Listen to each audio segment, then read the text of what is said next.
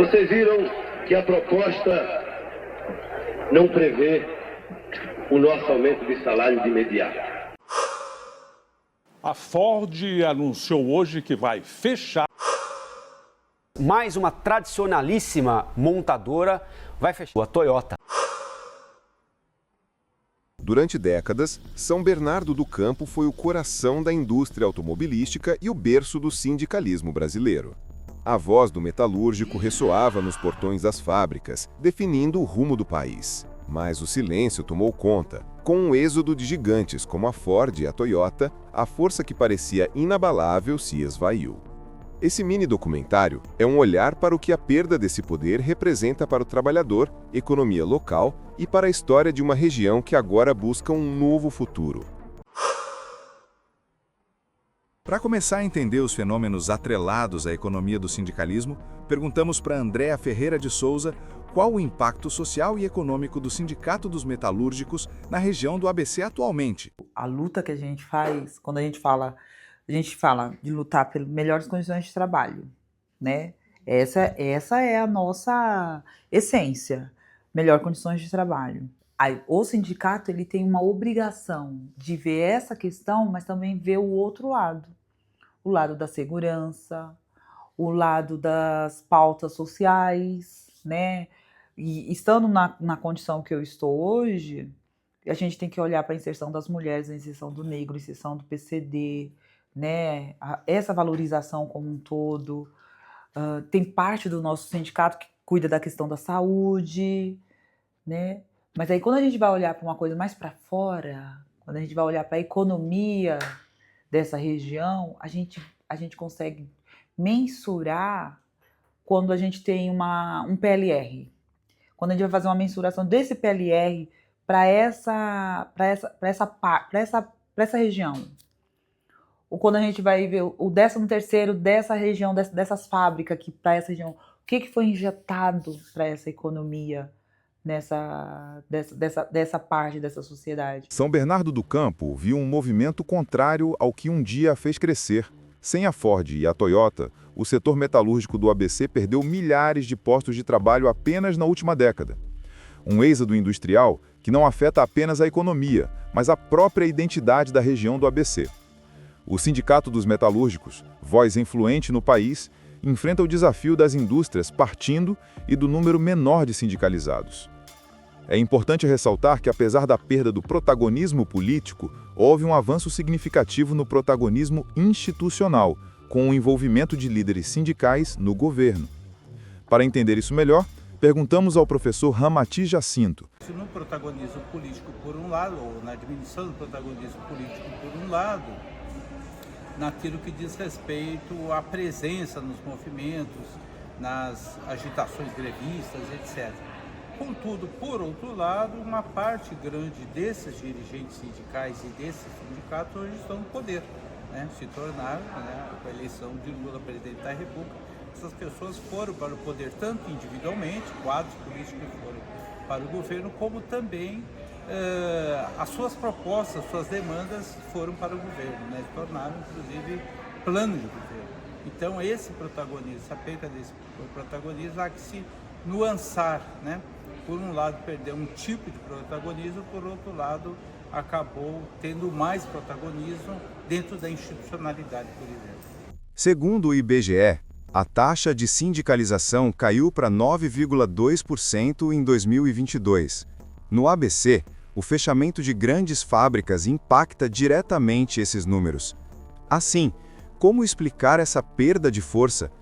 Seria política ou uma mudança irreversível? Na verdade, até concordo que perdeu certo protagonismo econômico e político, mas isso é resultado, no meu entender, das novas formas de relações de trabalho que surgiram, da imensa computadorização, enfim, da internet e da substituição por trabalhadores por robôs e outras formas de organizar a produção, que fez diminuir consideravelmente a própria base dos sindicatos, né? O capitalismo em nível internacional se rearticulou, o capitalismo ele promoveu uma concentração de renda extremamente brutal nos últimos 30, 20 anos, e inclusive utilizando até mesmo a tragédia que foi a pandemia para aumentar os seus lucros e concentrar a renda mais ainda.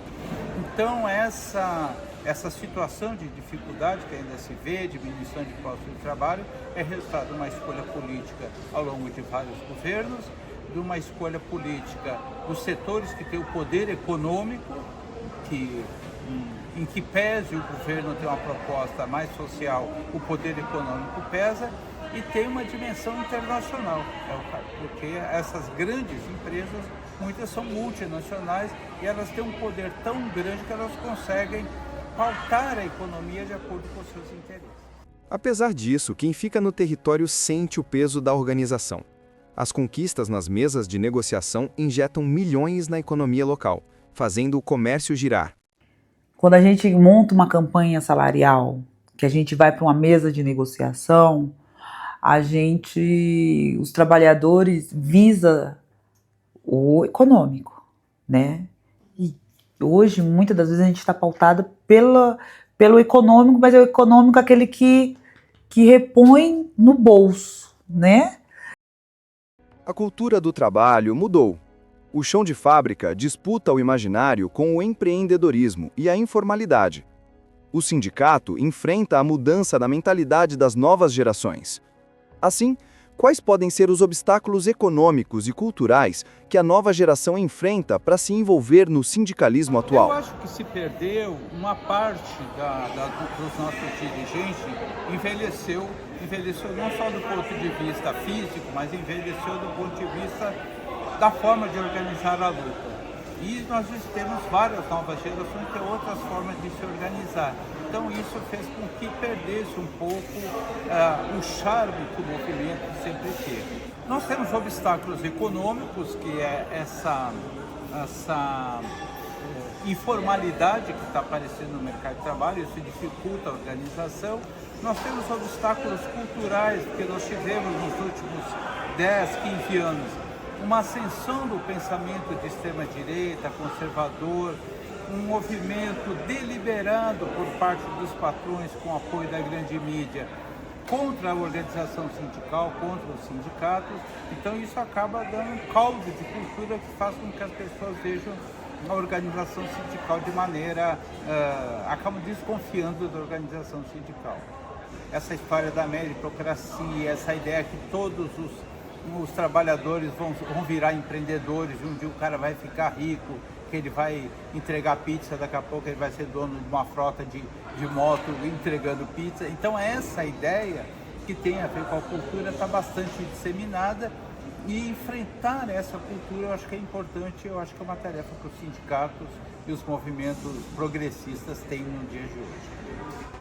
Né? Mas esse filho quer trabalhar numa fábrica? Não quer trabalhar numa fábrica. Nós temos histórias aqui de trabalhadores que têm condições de ter o seu filho numa montadora e o filho fala, mas não é isso que eu quero. Isso foi o senhor que quer. Nós temos pesquisas aqui que tem mulheres da universidade que estudou a gente, que fala claramente, os filhos dos trabalhadores não querem essa vida para eles. E aí a gente fica, nós estamos envelhecendo, e esse lugar aqui é dos trabalhadores. Para quem que vai ficar isso daqui? Para sobreviver, a estrutura rígida precisa se abrir. O sindicato começa a refletir a verdadeira cara da classe trabalhadora brasileira. E hoje eu componho a direção do nosso sindicato, num universo de 162 pessoas, e também estou como executiva no nosso sindicato, num universo de 11 pessoas. Eu sou a única mulher. Essa é a Andréa, e estou como coordenadora da Comissão de Cidadania, que a gente discute mulheres, jovens, PCD, pessoas com deficiência, a questão racial e combate ao racismo, e a nossa mais recente comissão, que é LGBT. É uma comissão frágil, está começando, mas eles estão aí, nós estamos aí. Então existem manifestações, são diferentes daquelas que existiam, algumas menores, outras maiores, com outros grupos sociais, porque uma parte grande dos trabalhadores não está mais nas fábricas, as pessoas estão uma parte, inclusive, da juventude enorme, está no serviço precarizado, está fazendo entrega com delivery, está terceirizado, quarteirizado, trabalhando para a plataforma. Então, a classe trabalhadora mudou um pouco o perfil e as manifestações das lutas acabam tendo um perfil também diferenciado. Então, eu não sou saudosista.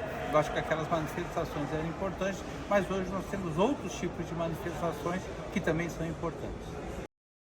Após os apontamentos vistos até aqui, pode-se entender que o sindicalismo do ABC nasceu do encontro entre milhares de trabalhadores e um território em ebulição. Em um período em que o país se industrializava rapidamente, São Bernardo do Campo se tornou mais que uma cidade. Converteu-se em símbolo. Suas fábricas eram templos de ferro e concreto, onde homens e mulheres moldavam não apenas automóveis, mas também seus próprios destinos. E foi nesse cenário que uma geração descobriu que a união coletiva podia ser mais poderosa que qualquer máquina.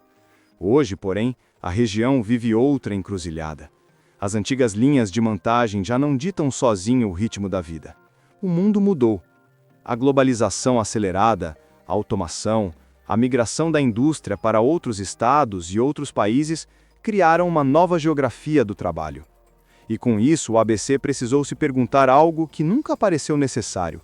O que acontece com o território quando seu maior símbolo perde força?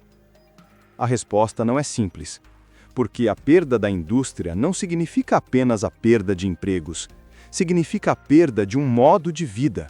Significa o enfraquecimento de redes de vizinhança, de rituais cotidianos, de trajetos obrigatórios entre a porta de casa e o portão da fábrica. Significa rever a forma como as famílias construíam seus sonhos, marcados por estabilidade, carteira assinada, turnos fixos e a certeza de que o trabalho na montadora poderia sustentar gerações. Mas, apesar de todas essas transformações, o sindicalismo no ABC não desapareceu. Ele se expandiu para novos territórios, ainda que de maneira silenciosa. Hoje, além de negociar reajustes e benefícios, o sindicato se vê diante da tarefa de ajudar a reescrever as regras de um mundo em transição. Um mundo em que o trabalhador não está apenas no chão de fábrica, mas também em escritórios, centros logísticos, empresas de tecnologia e plataformas digitais, onde nem sempre há patrão visível, endereço físico ou contrato formal. Essa nova realidade exige outras formas de organização. Exige entender que a proteção ao emprego agora caminha junto com a proteção à formação profissional, à saúde mental, ao acesso à tecnologia e à adaptação constante.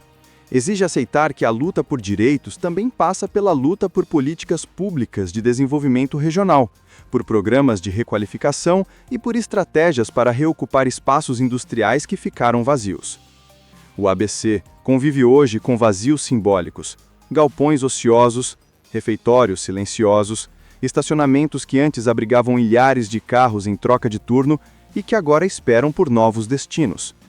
Mas para cada vazio industrial, há também um renascimento econômico em curso.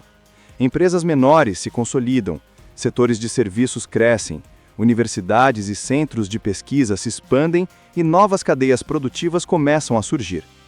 Essa transição não acontece de forma homogênea, mas mostra que o território, assim como seus trabalhadores, sempre soube se reinventar. E é nesse ponto que o sindicalismo retoma sua relevância histórica.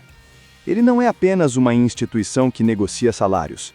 Ele é, antes de tudo, um espelho da sociedade que o cerca. Se a classe trabalhadora muda, o sindicato precisa mudar com ela. Se os empregos se fragmentam, a representação precisa se expandir.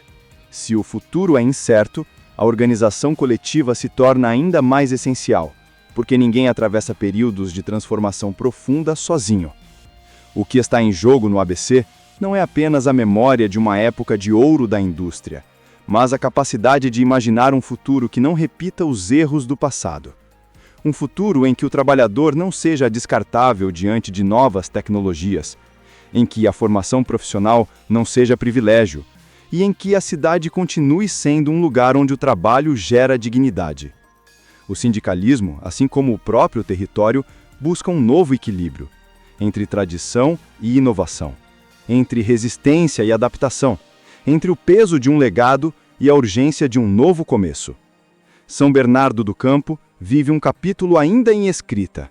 O passado industrial foi grandioso, mas o futuro promete ser diverso, complexo e desafiador. E talvez seja justamente nessa diversidade que a região encontre sua nova força. O sindicato que um dia foi protagonista da história nacional, agora busca provar que a união coletiva continua sendo a ferramenta mais poderosa de transformação. Seja no chão de fábrica, no balcão de uma loja, num laboratório de tecnologia ou na tela iluminada de um computador. Porque em qualquer época, em qualquer cidade, a história sempre é escrita por aqueles que conseguem imaginar juntos um amanhã possível.